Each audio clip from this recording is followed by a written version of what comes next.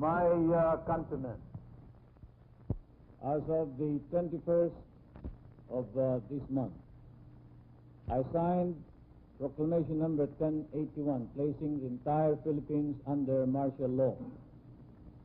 In September 1972, Ferdinand Marcos declared Proclamation 1081, putting the entire Philippines under martial law. This was done to combat the rise of communism. For 14 years, the Philippines was strife with civil unrest and political violence. The Filipino people experienced a lot of atrocities done by the Marcos regime. Political violence is a broad term used to describe violence perpetrated by either persons or governments to achieve political goals. Many groups and individuals believe that their political systems will never respond to their demands. As a result, they believe that violence is not only justified, but also necessary in order to achieve their political objectives. This documentary shows both sides of the martial law era. It interviews a member of the Armed Forces of the Philippines and a student activist rallying against the regime. Vice Admiral Alexander Pama was the 32nd Flag Officer in command of the Philippine Navy. He is a graduate of the Philippine Military Academy, class of 1979. During the martial law era, he was a junior officer in the AFP.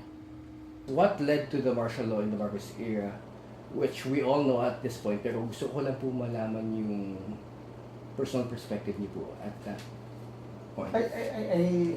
Martial law was declared in 1972, and at that time I was in second, third year high school.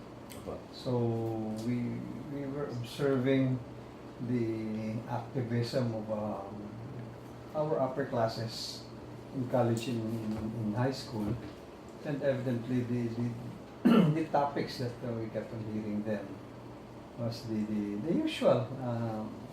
It was the first quarter storm period na kanga, di ba?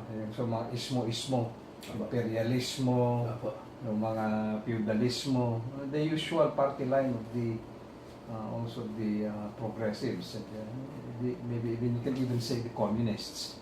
So those were the issues that were being brought out, and rightly so also. There was a surge, the starting surge of the insurgency na rin, the CPP, NPA. Take note that the Communist Party of the Philippines and the New People's Army had their formal joining together in 1969. So 3 years from 69 until 72, there was a build-up also already of the insurgency thing, and a number of, especially the youth and the progressives, started to be attracted to the causes of the CPP, NPA, as a counterpoint to what they perceived to be Marcos's efforts to do a strongman rule. So, but again, I think on the hindsight, a lot of people are saying that it was Marcos's ploy also for him to be able to perpetuate himself in power. So in September 2072, he declared martial law. Okay, sige po. Sa pananaw niyo lang po ba, what was the martial law era like? How did it flow? No, the early part of martial law, a lot of people, admittedly, a lot of people were saying it was there was a relative improvement in society.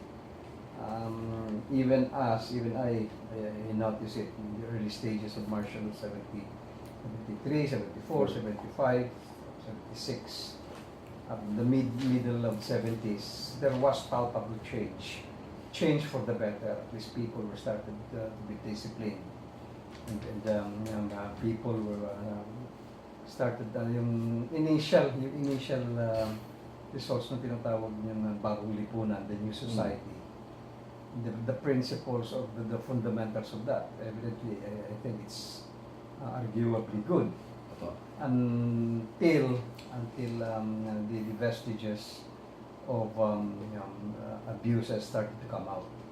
I think the abuses emanated from the fact that the cronyism already started to seep in as well.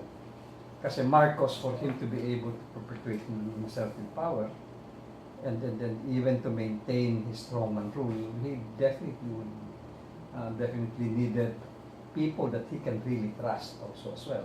So he developed a group of people around him, which eventually started, these same people also started to conduct abuses. Not necessarily in terms of human rights, because the human rights basically was human rights violations was basically and blamed on the military and the police. But on the other side, on the other hand, the other abuses which also have had a very, very deep and far-reaching implications to the society was the economic and political abuses by the people around Marcos himself, the cronies, the so-called cronies, so to speak. And these were the people who more or less started to destroy the economy, which in effect resulted to the difficulties of the people in terms of their livelihood. Dumami yung mahihirap Dahil po sa... dahil nga doon sa wrong, maling pagpapalakad na ng gobyerno. Dahil wealth was starting to concentrate on a number of people. A few people close to the powers that be.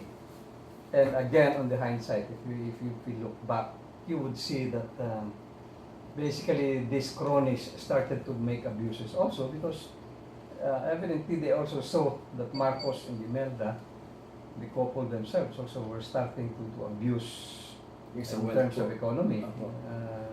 Doon na nag-umpisa yung maraming hidden wealth, yung mga ginawa nilang mga stashing money outside of the country. Did we stray away from the question? Hindi po. Wala po. Okay. Okay na po. Or... Ano pa? What else? Can we cut muna? Sige po. So as part of the AFP po, ano po yung ginawa niyo po dun sa during martial law? Yung early, mid, and late? Early, I effectively was in the military 1979 already, so you can consider it's later part of martial law. Remember, martial law was lifted in 81. Opo. So, ang naabutan namin ng martial law in 74 when I joined the academy, which was 2 years after the declaration, and then I graduated 1979. Opo. Effectively, I was in the military during martial law for practically only 2 years, which is 79, 3 years. Less than 3 years nga, 79, 80, 81. 81 martial law was lifted. And it was the period, though after we graduated from the academy, it was already the period wherein martial law, the people was already more or less rejecting martial law. It was already what you can call the downward, or the last days of martial law, if you may say that. So, experience-wise, we still experience it. Personally, at that point, it was both good and bad. Good in a sense that a number of people were still disciplined. Nandun pa rin yung vestiges, yung mga effects ng disiplina sa tao. But I think the negative as part of it, mas marami ang nararamdaman ng negatibo ng because at that time, the economy was already spiraling down, and then a lot of abuses have already been committed. So, and when you were in the military at that time, a lot of people really did look at us with, in a favorable way. Ang tingin sa amin noon is para mga instrumento ni Marcos sa kanyang mga pang-aabuso. So, mostly it was not a good experience already at the time in the military. As junior officers at that. Okay, sige po. Ano lang po, paano po nangyari yung mga crackdown sa mga civilians po at that time? I mean, paano po nangyari, how it started po, mga ganun. Again, that was in the early part. Immediately right after the declaration of martial law, the crackdown already started. In fact, on the day the crackdown, meron tinatawag nun yung ASO, ASSO, yung arrest, search, and seizure orders. The military and police only needed that as a document to arrest anybody they wanted. Then arrest, not only arrest, detain, and some of them ended up being tortured na rin. Mostly, initially, the ones being arrested were the so-called leftists and criminals. Yung mga accused po. Ha? Yung mga accused po siya. No, you cannot even say accused because at that time, sometimes even those just suspected. Okay. When you say accused, you're already being brought to court, di ba? Opo. Na dadalhin ka na sa korte. At Opo. that time, even if you were just suspected of being either a leftist, communist, or a criminal part of a syndicate, no ifs and buts. You can just be picked up by the military or the police. Sometimes by virtue of an arrest, search and seizure orders, an ASO, or sometimes even without it. So you just get picked up, you just get arrested. Worse, some of them just disappear. Opo, yung mga sa mga...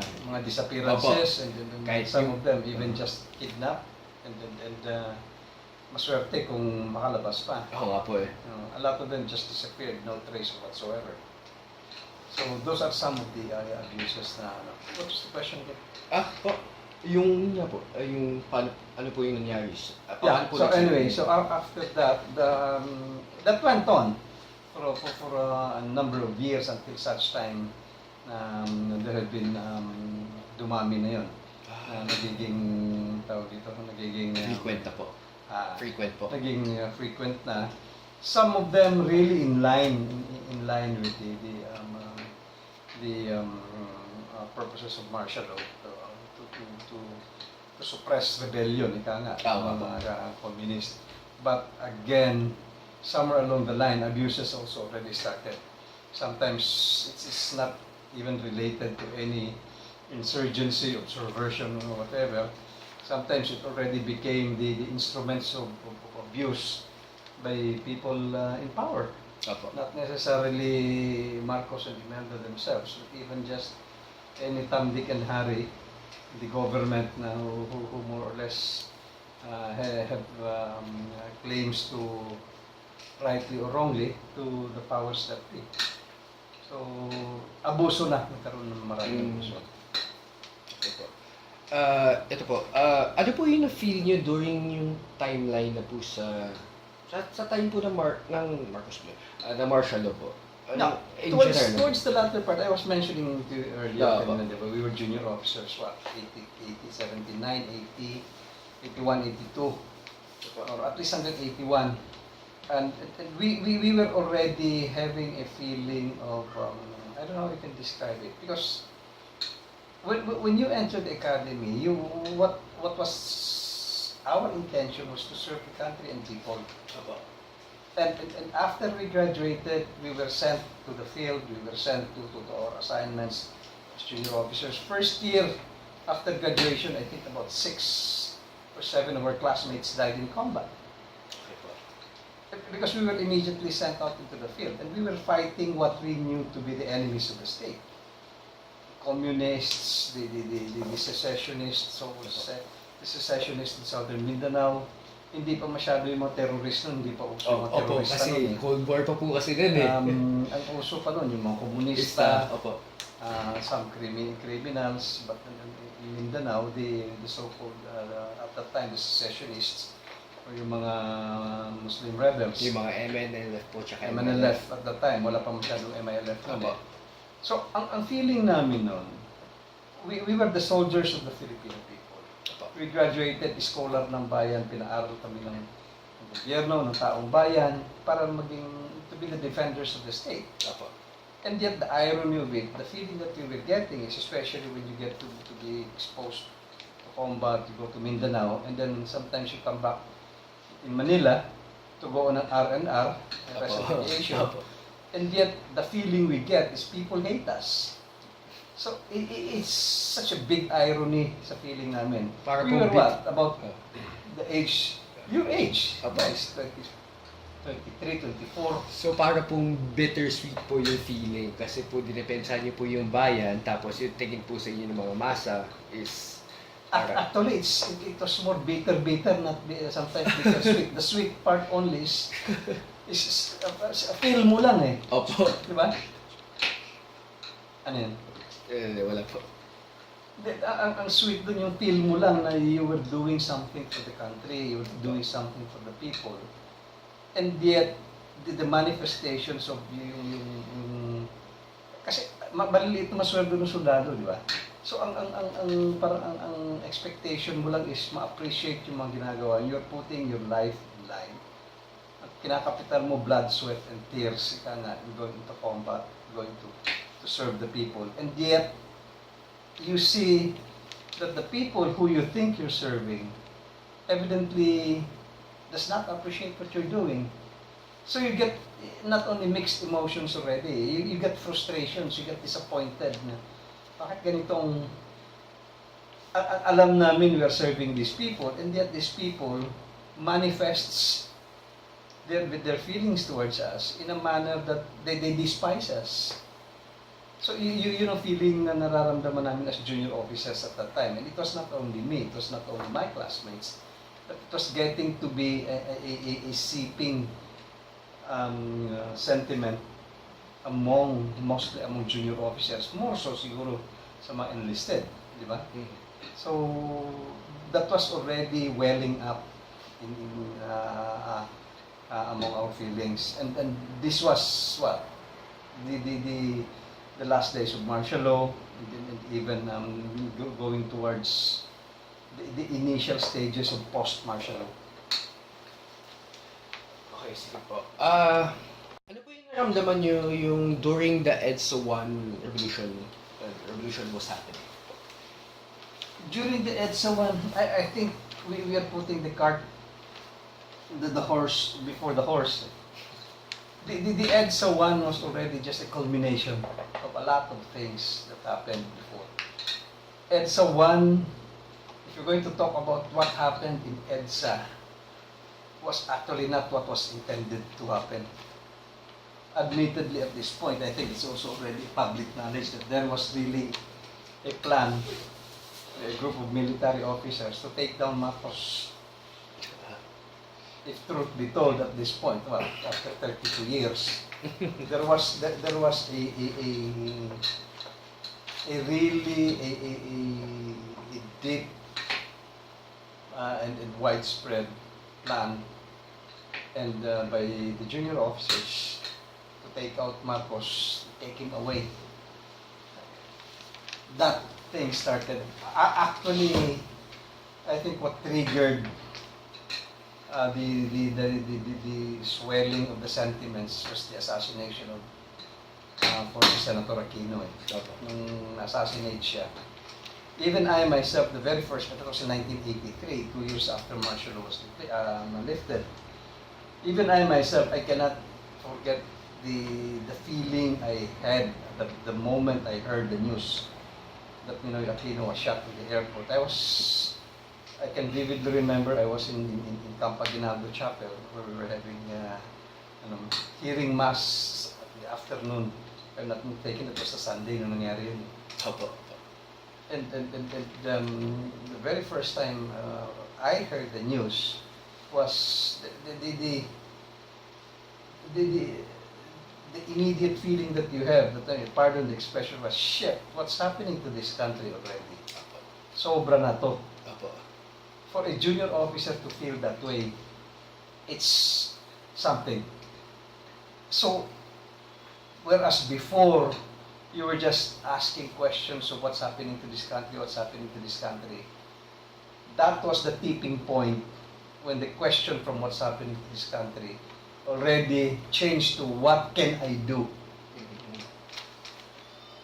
You see, you get the point? Opo, opo. That was, and I'm sure that was not only my feeling. My feeling was a reflection of the feeling of a lot of other officers in the military. I can only speak for and in behalf of the people in the military. Lalo na sa civilian siguro sector at that time, di ba? So that was the, as I was saying, that was the tipping point. And from then on, I think it was just simply a downward. Before the assassination of Dinoy, kasi before the rumors that Marcos was already very sick, marami ng haka-haka, marami ng chismis, marami ng rumors. Some of them really rumors, some of them were already propaganda by the opposition. And us in the military, we were still holding the fort. Meaning to say, if kung makikialam kami at that point, parang at that point we were just, we thought and we felt that we were just the ones still holding the fabric of society and the fabric of the nation, na hindi magkawindang-windang, hindi magka-revolusyon, di ba? So we didn't want to be part of the political process at that time. We just wanted to be professionals. But even if that was the feeling we had, the private sector or the civilian sector weren't looking at us like that. Ang perception and ang image pa rin namin sa civilian at that time, mga tuta ni Marcos mga Doberman at mga Rottweiler ni Marcos, because we were just his instruments with the martial law, di ba? So we already felt bad at the time, but we still didn't want to do things that can be done dahil nga lalo na magkakagulo yung bansa eh. Revolusyon ang mangyayari talaga nun, hindi lang revolusyon, talaga civil war. And we didn't want that to happen, na ganun-ganun na lang. And besides, the question that we have was, what's the alternative? More politicians? I mean, politicians of the same breed, parang ganun yung dynamics na, there were the dialectics. Those were the dialectics at that time until that assassination happened. So, ibig sabihin at that time, nang nangyari kay Noy na yun, not Noy, sorry. Kay Ninoy, parang iba na yung usapan na who's in control. Itong wala na. Because we also didn't believe at that time that Marcos ordered the assassination of Ninoy. Because nobody in his right mind, especially the president, would order an assassination which he knows would be blamed on him. So the next question naman is, logically, it doesn't make sense that Marcos would order his assassination. And we knew he was sick at that time. So the next question was, who's now controlling? Who is now in control? That was the danger, because we didn't know who was in control. Not knowing who is in control would lead to the idea of, if we don't know who is in control, we don't know where we're going. So ang thinking namin, even as junior officers, maybe it's time to intervene. And when yun pala, yung kwento-kwentuhan, inuman, yun pala, we started to realize that a number of officers in the armed forces were already thinking along those lines. Thus, the birth of what they call the RAM. Doon na in 19 talagang nag-open up na lahat during the homecoming in PMA, I think if not mistaken, it was in 1985 when the group, the RAM came out, yung we belong na sinasabi, and if you do your research, we belong to the people, we belong to the armed forces, yun hindi we belong yun ang naging nun. So anyway, that started out with the creation of the RAM. So it became a clandestine group of officers, maraming cells yun. na even us didn't know how big the organization was already, or the group was. Diba? Apo. Hindi ko po alam kung okay na po sa inyo po. Ano po yung nag-decide sa inyo on the choosing of sides between government and yung mga magkuku kay Marcos? Yeah, yun na nga, yung explanations kanina, related yun eh. Okay po. It's related because at the time na, yung sasabi, di ba, nang nagkaroon ng RAM, di ba? Apo. After a certain point noon, there was already some sort of a collective decision among the group that we cannot just stand to decide anymore. Something has to be done. Apo. Yung sabi ko sa'yo kanina, di ba, yung question before was, what's happening? Apo. And then the question now evolved into what can we do? Okay po. And the answer to the question of what can we do, nung makita na pag ito pakengkoy-kengkoy pa rin lang tayo, walang mangyayari dito sa atin. Apo. So, to answer that question, what made me decide, or what made me or the other officers as well, is it was not just one singular event. It was the outcome of a series of events already. It's a series of experiences, if you may. Parang napuno na yung salop eh. Opo. Gano'n yun eh, napuno na yung salop. So ang sagot dun sa tanong mo, the answer to that question now is, it goes beyond. It's the transition of the question from what's happening to our country into what can we do now. So, but since in a society such as ours, people who hold the guns make a lot of difference. And that's when we started to talk about what difference we can make. And I mean, if truth be told, but this time the plan was still a coup d'etat. Take out Marcos, come up with a transition government, a junta or a council, if you may, at that time, both civilian and military. Until such time, yun ang plano ng Rama, until such time elections, new elections would be undertaken. But again, the rest is history. Apo. Alam niyo na rin siguro, I don't have to, Apo. The original plan was really for the group to attack Malacanang. Take out Marcos, if not,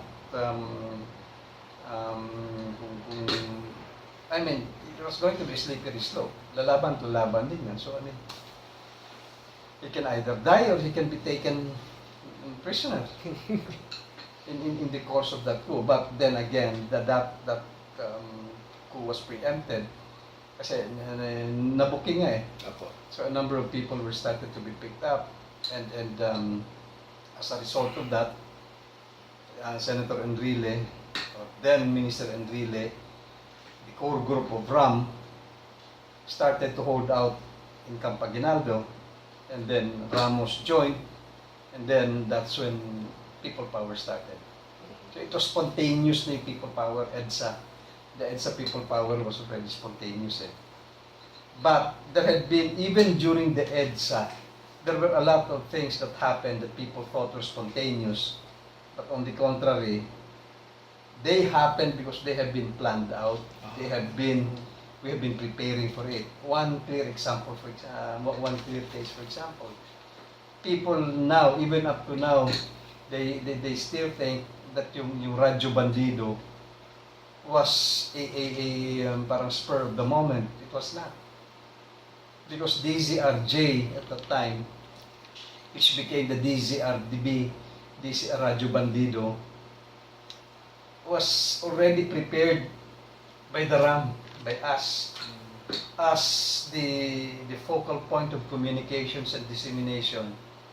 If the coup happened in February or January, or ilang dates yun eh, na-postpone eh. So when EDSA happened, when Radio Veritas was pumped by the loyalists na hindi nang gamit ni na June Kitley, it was easy for us to bring June Kitley to DZRJ without everybody not knowing what it was, but it was just along Santa Mesa. and bring her to that radio station, and that's what she used it as radyo bandido. But that had already been prepared, that had been secured. Akala ng mga tao, biglaan na lang na ginalaw. No, that was part of plan. So, naging spontaneous na hanggang, ayun, sumabog ng 3-day EDSA report. O sige po, last question na po ito. Ano po yung naramdaman niyo yung after na oust po si Marcos out of power sa Malacanang? Well, as in anybody, everybody was euphoric. Euphoric in the sense that at least personally, kami, we thought it was going to be bloody. We thought he was going to stay. We thought that he was going to fight it out. So in fairness kay Marcos, he also at that point he also didn't want bloodshed. So if there's anything that people owe to Marcos, is that decision of his to leave Malacanang. Had he not decided, kasi may mga loyalist soldiers pa rin kay Marcos at that time na naiwan na they were going to protect him pa rin So if Marcos decided not to leave Malacanang, it could have been messy. There could have been a lot of bloodshed. So we one way if being fair to Marcos, that the decision of his to leave Malacanang was a something that benefited the Filipino people in a sense that there was no bloodshed. Again, on the hindsight, maybe that was also what was wrong with EDSA because people thought it was fiesta. So after EDSA, people thought it's that easy. It's that easy to kick out a dictator. It's that easy na hindi nabigyan ng taong bayan ng tamang halaga kung ano yung revolusyon talaga. Because people suffered in those days during the EDSA revolution. Baka nabigyan ng tao ng mga Pilipino ng mas malaking halaga yung pagkuha natin ng kalayaan mula kay Marcos But since people enjoyed EDSA, maraming mga nagsasabi na at that time that they had the scare of their lives, which is true. A lot of people really thought that was it. But since no bloodshed occurred, not much of fighting occurred, it ended up like one big fiesta, and people thought a revolution is just a fiesta. So people, even up to now, did not put a lot of premium and a lot of value to what had been acquired. So ang nangyari is parang nagbalik sa dating ugali ng Pilipino Maraming nasayang. So a lot of things have been wasted from the EDSA revolution na yan. Maraming nasayang. So basically, yung nanalo na po yung sa EDSA 1, so they took it for granted na parang, ganyan lang pala po. No, not only those nanalo. Practically, we're talking of the society at large, the Filipino people at large. Because the sad part that happened was when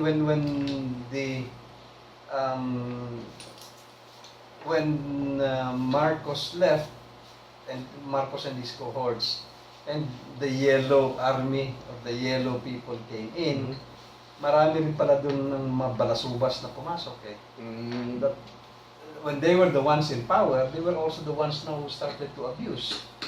So naging naging weather na lang. Kung sino, hanggang ngayon, weather na nangyayari. Kung sino nasa poder, siyang magsasamantala. Di ba? Kasi kung wala ka sa poder, maghintay ka ng araw na kayo naman sa poder. So what's happening now? It's just like a pendulum Abuso itong grupo, pagkatapos isang grupo na naman. So, I mean, we wasted a lot out of it. It's a revolution. We could have done more. Ako, I'm not a violent person per se, but maybe it would have been better if there had been a degree of bloodshed during the EDSA revolution. So people would really value what they achieved out of that 3-day or 4-day EDSA report. O sige po, thank you po. Maraming salamat Yun lang? po. Opo. Yun ang question mo? Opo. Arch, did you, ano? Attorney Benedicto Torres Javier is a lawyer. He was a student activist during the martial law era. What led to the martial law in the Marcos era? What led to the declaration of martial law was the interest of then President Marcos to stay in power. The president was so enamored to stay, to promote his greed, to acquire more wealth for his family at the expense of the people's money. At that time, the husband of the former President Cory Aquino was greatly anticipating and opposing that Marcos would be one of the worst dictators ever existed in the world. So before that happens and before the opposition got stronger, President Marcos was able to anticipate that this opposition will try to halt him to stay in power. So knowing that the elections would come out before 1972, and understanding that he might lose his holding power, he immediately declared martial law in collaboration with the military people with the sole intention of continuing himself and his family in power and in wealth. Okay. Sa yung pananaw, ano yung what was living in the martial law era like? Well, at first, it was very much appreciated by the people because initially, under the guise of pagbabago or change, truly Marcos implemented for the first 2 or 3 years such change and discipline. In fact, the slogan of Marcos then was sa ikaunlad ng bayan, disiplina ang kailangan. And true enough, the Filipino people to date lack the required discipline as compared to what the Singaporeans are having, for which reason they are growing. Now, however, again, that is an acting disguise by the Marcos administration. The true identity, face, and objectives of Marcos came out 2 or 3 years after the declaration of martial law. And it was the worst sort of political repression. Not necessarily for the ordinary civilians, but for the political opposition. So what was like then, there was no freedom. All the oppositioners were arrested. Some of them did not appear alive anymore, probably perhaps got killed. The main politician, oppositionist, Ninoy Aquino, was practically, literally, physically silenced, as he was put to jail for the longest time, having a mark of being a communist. For the ordinary civilians, I was in fact a part of that as a seminarian, and we were suppressed, and freedom was taken out of us. And what was happening is that nobody can talk about or against the Marcos administration, and nobody can oppose the administration's policies, whatever he wants, and that's it. Now, what is the culmination of this repression was the fact that President Marcos was controlling both the legislative and the executive, as well as the judiciary bodies. But more so with the legislative, because the president was not only acting as the chief executive, he was also legislating law under the what we call Amendment number 6. That is an amendment to the Constitution whereby the president would be legislating hand in hand with the legislative body. Therefore, if Marcos wants to enact a law or put a law that will furthermore suppress the people by defining every act as a resurgence against his government, and he can do so. In fact, he outlawed the Communist Party, and as a result, he fabricated evidences against some of those oppositionists, including Ninoy Aquino. And everybody knows now that Ninoy Aquino was sentenced to die as a convicted communist conducting a revolution against the Marcos administration. So practically there was no freedom, and all the power solidified in him, including the wealth in him, and those people who were supporting him, the military and the businessman, became cronies, and they monopolized everything, power and wealth. As part sa civilian side, ano yung mga ginagawa niyo during yung martial law? Well, practically we could not do anything boldly, exactly because we will be apprehended, arrested, and probably get killed. At that time, I was a youth leader in the seminary because I was an ex-seminarian. And as a seminarian, we were trying to move through the church because the church, headed by Cardinal Sin, was very outspokenly attacking Marcos. So we felt a little bit safe, although some of us were also apprehended and got killed. But shall we call it subversively, we were able to establish groups and associate ourselves with the magnified movements opposing Marcos. But it was not as strong. That would eliminate Marcos from power until such time that Ninoy Aquino was assassinated. Only then that the people were able to come out strongly and bravely in trying to oust President Marcos, which put Marcos ill-prepared, for which reason he declared a snap election. He was forced to declare, to call a snap election again, just to legitimize his stay in power, his continued stay in power. But as everybody knows, that that election was rigged, and Marcos declared himself as the winner. So it was all the opposition activities were just subversively done, stealthily done, except for the rallies that were held immediately prior to and after the death of Ninoy Aquino. Paano nangyari yung crackdowns on citizens or yun yan? Well, Marcos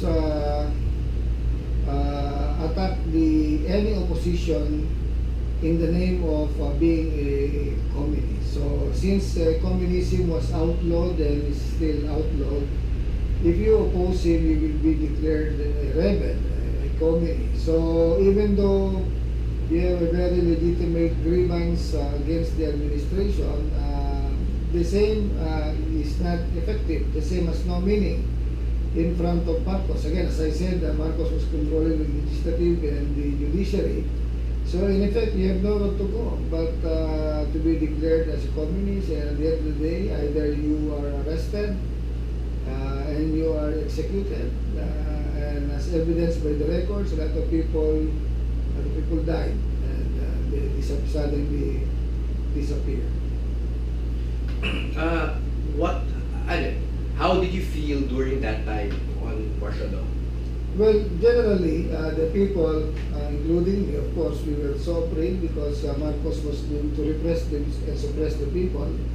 He was using the might of the military because he declared martial law. Martial law means it's the rule of the military, and he was the commander-in-chief of the military, and as such, everybody was afraid to talk about or against him. And if you talk against him, then the military will again apprehend you, arrest you, because you are presumably a subversive guy or a communist.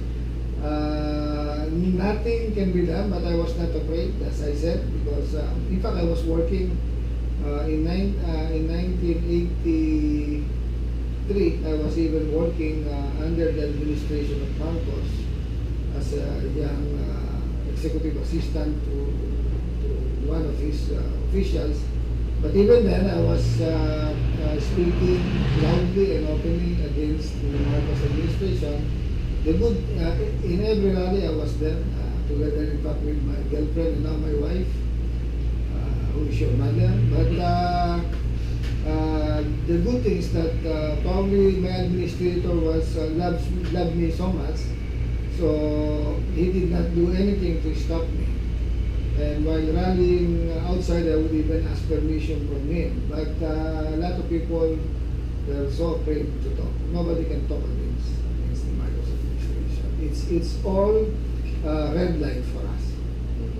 Ano yung na-feel nyo yung habang nangyayari yung EDSA 1? Good question. EDSA 1, I was a professor, college professor. We were having an educational trip somewhere in Cavite together with my students. On the way back, we were all surprised that there were tanks moving along the South Luzon Highway together with us, and suddenly we came to know that these people are heading towards EDSA because there was a revolution or a coup d'etat. Actually, the initial news was a coup d'etat happening, headed by then Secretary of Defense Enrile, and then PNP Chief Ramos, Vice Chief of Staff, actually Ramos at the time. So then we realized that there was already a call by Cardinal Sin that a people's revolution is happening. So in other words, it's a coup d'etat, supposedly, but converted into a people's revolution because the people were encouraged by Cardinal Sin to support Enrile and Ramos.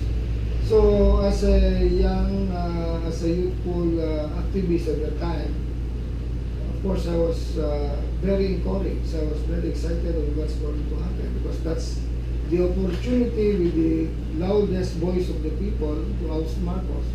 So I did not even go home, and your mother knew that because instead of going home, I went straight to EDSA and joined the people in EDSA, and I was there for the next 3.5 days, actually 4 days.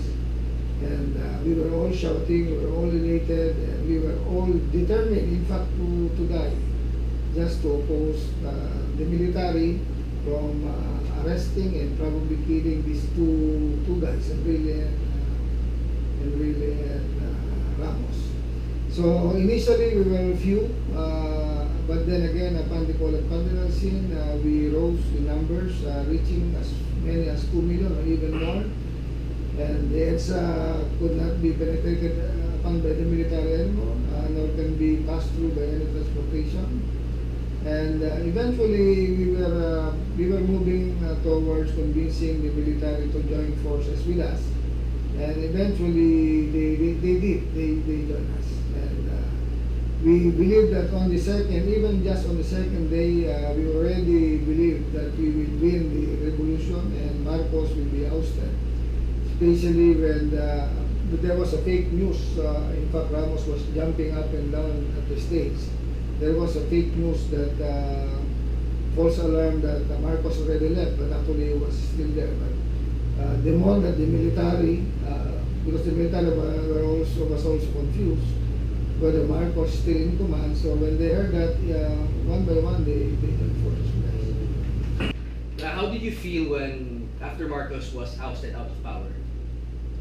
I was extremely happy, of course, because as a freedom fighter, Marcos was removed, the dictator was removed, and there was enormous hope for each and every one of us who fought Marcos that finally freedom will be with us. And over freedom, of course, there would be freedom from harassment, pressure, both physical, emotional, and even economic freedom. The entire country was recognized all over the world, and we were doubly glad because there was not a single blood that was spilled off during the revolution. In fact, triply, we were so elated by the fact that the European dictatorship collapse, having followed the People's Revolution that we had in the Philippines. One of them is the fall of the Berlin Wall, whereby they realized that a revolution can be peaceful without the use of military might. Alright, last question. Sa tingin niyo, what is the relevance of the Marcos martial law today? And is it able to accomplish yung nangyari sa martial law in terms of democracy? Well, half-heartedly, we would say that the objectives of the opposition then, the people in particular, were not totally obtained because freedom, though it was given to us, but it was only on political freedom. But corruption today still exists. The systemic absolute abuse of power still exists. The same for the professionalism of the military, which I know for a fact because I've been talking with them. But the police remain to be not only politicized, but in fact elements of criminality to that effect. The only relevance, if at all, of the martial law or the defeat of martial law by the people was the fact that we realized that, number one, as a human being, we should always be free. And nobody can control that nature. Any attempt to suppress the humanity and rationality of human beings, at the end of the day, dictatorship and absolute power will collapse. And this has been proven by history time and again. Considering, for example, the likes of Hitler. Now, on the far more relevant issue, proving to be favorable to us is the realization as well that we should not idolize declaration of martial law if it is only intended to prolong people in power. Martial law should only be used in order to protect the safety and security of the people, which was not done. And any attempt to once again declare martial law with the same objectives other than the safety and security of the people, then it should be outlawed and opposed, should collapse. On the other hand, the far more relevant issue with respect to the declaration of martial law is the time and honor principle of the realization by the people of civilian authority should always be over military, because the military is supposed to exist to protect the people. And as we say, the supreme power of the people should always be respected. And the supreme power and the voice of the people should be the law itself. And the military, together with martial law, which is the law, and which is the military law, cannot be more supreme than the supreme will and voice of the people, which should be the supreme law. Whatever the law needs, whatever the law requires, face-to-face with freedom should be handed down and protected by the military and whoever controls the military. In effect, again, half-heartedly, there is no absolute freedom after martial law, because to date, the country remains poor, to date, the people remains disciplined, and to date, all, practically most, if not all, of the people in power, they remain to be corrupt. And that is even worse than martial law.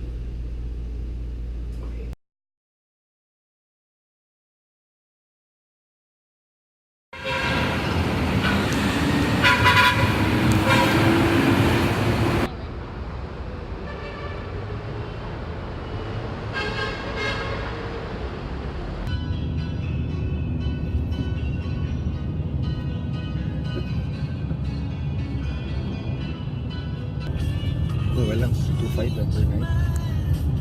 Cheap. The martial law left the Philippines with a great amount of foreign debt because of corruption and the extravagant spending of the Marcos family and their cronies. From being one of the top competitors, the Philippines is a shadow of its former glory, becoming one of the weakest players in the Southeast Asian region. Transparency International has said that after Suharto, Marcos is the most corrupt head of government ever. Up to this day, the Marcoses has still not been held accountable for the numerous human rights violations and atrocities done to the Filipino people. Recently, Ferdinand Marcos was given a burial at Libingan ng mga Bayani. Lee Kuan Yew said that only in the Philippines could a leader like Ferdinand Marcos could still be considered for a national burial. Despite the national tragedy that's befallen the country, the Filipino people has still managed to recover from the tragedy that is martial law. The Philippine economy has been improving these past few decades and democracy has been restored. As General MacArthur once said, "Give me 1,000 Filipinos and I shall conquer the world."